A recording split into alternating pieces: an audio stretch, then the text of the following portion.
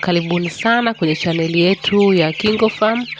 Leo nitawazungumzia sana ufugaji wa kuku wa nyama. Kama huwa unamfuga chotara kwa ajili ya nyama, au kama huwa unatenga majogoo unayafuga kwa ajili ya nyama, lakini hasa ni kwa wale wafugaji wa broiler. Kama wewe unafuga broiler na hauamini kama unaweza ukatumia mimea kupunguza gharama kwa ajili ya kutengeneza vitamin booster pamoja na chakula, basi nisikilize mpaka mwisho ili ujue ni vitu gani ambavyo vitakusaidia wewe kupunguza gharama, lakini pia vitawafanya broiler wako wawe na afya nzuri kabisa. Ufugaji wa kuku ukiwa unatumia, kuna baadhi ya mimea ukiwa unatumia inakuwa ina nguvu sana, hasa kwenye kuimarisha kinga. Ina nguvu sana kwenye kuimarisha kinga, kuongeza nyama. Mingine mimea huwa iko vizuri sana kwenye kuongeza mayai. Lakini leo hii tutaangalia sana mimea ambayo wewe mfugaji wa kuku wa nyama itakusaidia 100% kuongeza nyama, lakini pia kupunguza gharama za ufugaji. Nisikilize vizuri kabisa, kwa sababu wafugaji wengi wakinipigia simu huwa wananiuliza, kwani hii mimea inatumika hata kwa broiler au kwa kuku wa kisasa? Yaani ukweli ni kwamba hii mimea hii, hizi tiba za asili, hizi vitamini za asili, hizi booster za asili, ukiitumia kwa kuku hao wa kisasa pia inafanya kazi vizuri kabisa, na kuna magonjwa inatibu kwa 100%. Kwa mfano, kuku wako akiwa na coccidiosis, ukitumia tiba ya asili kutibu coccidiosis ndani ya siku 3, hata kama ni broiler, hata kama ni layers, ndani ya siku 3 wanakuwa wamepona kabisa. Yaani hao ni kuku wa kizungu, lakini ukitumia hizo tiba za asili wanapona kabisa. Au wakishikwa na ugonjwa wa kideri, ukatumia ile tiba ya asili hao kuku wa kisasa, ndani ya siku 2 mpaka 3 wanakuwa walishapona kabisa. Kwa hiyo hata hao kuku wa kisasa nao wanatibiwa kama ambavyo wanatibiwa hao kuku wengine. Kwa njia za asili wanazitumia kama kawaida au kama ambavyo kuku wengine wanatumia, na matokeo yanakuwa ni mazuri kabisa.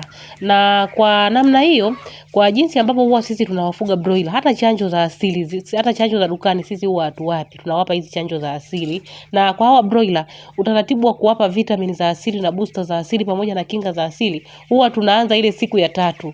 Siku ya kwanza tunampa glucose kama kawaida, na mara nyingi tunatumia hii glucose, hizi glucose za vifaranga.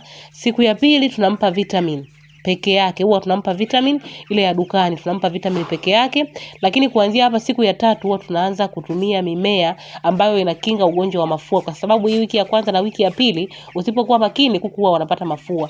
Kwa hiyo hii wiki ya kwanza na hii siku ya 3 mpaka ya 5 huwa tunawapa mimea ambayo inakinga mafua. Na hii mimea haikingi tu mafua, inawapa vile vile virutubisho, ni booster pia, inakinga mafua lakini pia ni booster. Na mimea ambayo huwa tunaitumia hapa, huwa tunatumia kitunguu saumu, tangawizi, pilipili na aloe vera. Hivi vitu 4 tu ndio huwa tunavitumia kuanzia siku ya 3 mpaka siku ile ya 5 au ya 6. Na tunapokuwa tumewapa mimea hii kwenye maji yao ya kunywa, kuna namna mbili. Unaweza ukawa na makopo yako maybe 2 ya maji. Kopo moja ukaweka huu mchanganyo wa vitu vya asili, kopo jingine ukaweka vitamini za dukani, au ukawa na ratiba siku 3 ukawapa hizi za asili, siku 3 ukawapa za dukani, na kuja tena siku 3 za asili, siku 3 za dukani. Kwa hiyo utaangalia wewe unafanya kwa namna gani kwa hawa kuku wa nyama ili wawahi kupata uzito. Na lengo la kuwapa hivi vitu vya asili na dukani, kitu cha kwanza, mara nyingi kuandaa vitu vya asili huwa inachukua muda kidogo, maana utafute majani uya blend, kama hauna blender sijui uyasage kwenye kinu uweke kwenye maji. Kwa hiyo anakuwa ni process ndefu. Kwa hiyo ndio maana tunakuwa tunaweka labda siku 3 tuwape za asili, siku 3 tuwape za dukani. Maana hata kama ni porini au ni mashambani ndio tunapata hivi vitu, lakini kidogo panakuwa pana process kuviandaa, kuvitafuta, kuvipata. Na maana tunaweka ratiba ya siku 3 au kopo moja tuweke za asili, kopo moja tuweke za dukani. Lakini pia lengo lingine la kutenganisha hivi kopo moja la dukani na kopo moja za asili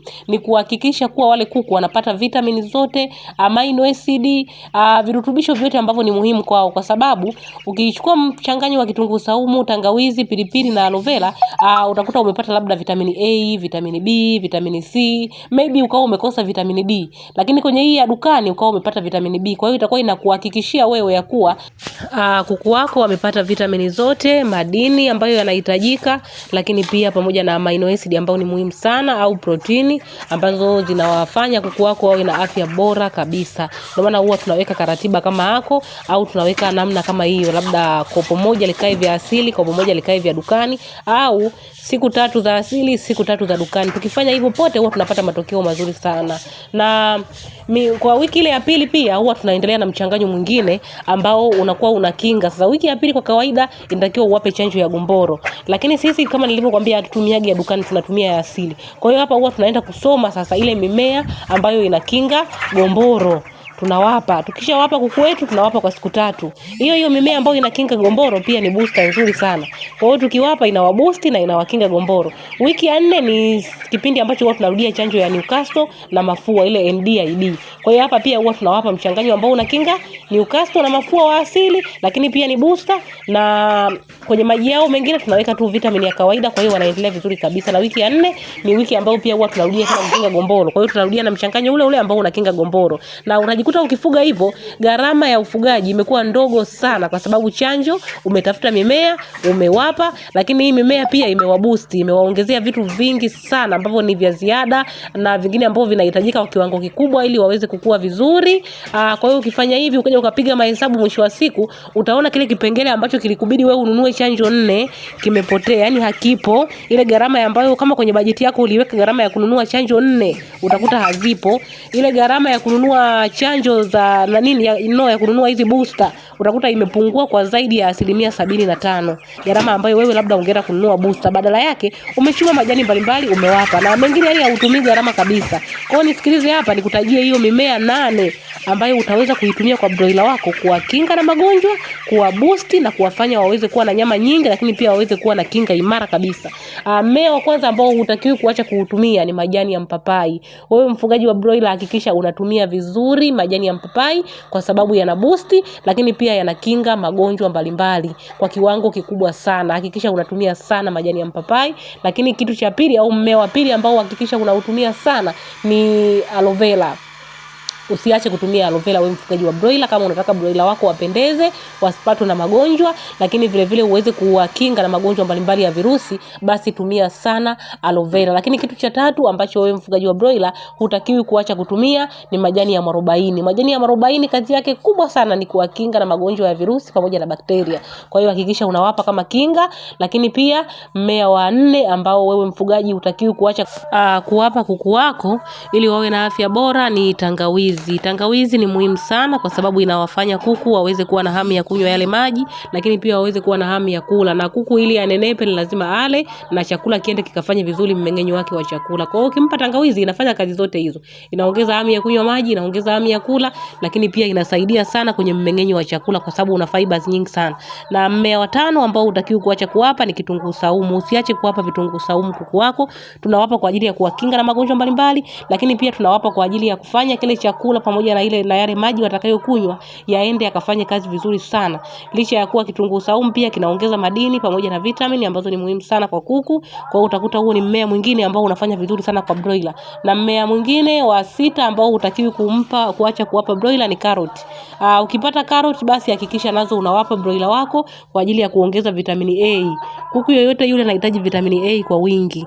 Na vitamini A nyingi utaipata sana sana kwenye mahindi lishe, kwenye carrot, na hizi carrot ndio booster ambao pia huwa tunaitumia kuweka kwenye maji yao ya kunywa. Lakini mmea wa 7 hii naweza kuweka kwenye kundi moja. Hakikisha unapata majani mbalimbali kama haya majani ya mlonge. Ukikosa majani ya mlonge basi tumia lile toto la ndizi. Ukikosa toto la ndizi tumia majani ya Chinese, majani ya mchicha, majani ya maboga. Basi haya majani yote nayaweka kwenye kundi moja, kwa sababu inategemea na wewe hapo ulipo unaweza kupata majani gani kwa urahisi kabisa. Hata majani ya mwembe. Majani ya mwembe nayo ni booster nzuri sana. Kwa hiyo hata kama hapo ulipo pana majani ya mwembe, hakikisha unayatumia vizuri kabisa kwa broiler wako ili waweze kukupa matokeo mazuri. Ukitaka kujua vipimo sahihi au vipimo halisi ambavyo utawapa kuku wako au broiler ili wanenepe, nunua kile kitabu chetu cha booster au kile cha ufugaji ufugaji wa broiler. Kina maelekezo yote, namna ya kuchanganya hiyo mimea, vipimo na ratiba ya kuwapa kila siku. Unapata kwenye hiki kitabu kinaitwa Mwongozo Maalum wa Ufugaji kwa Kutumia Tiba za Asili.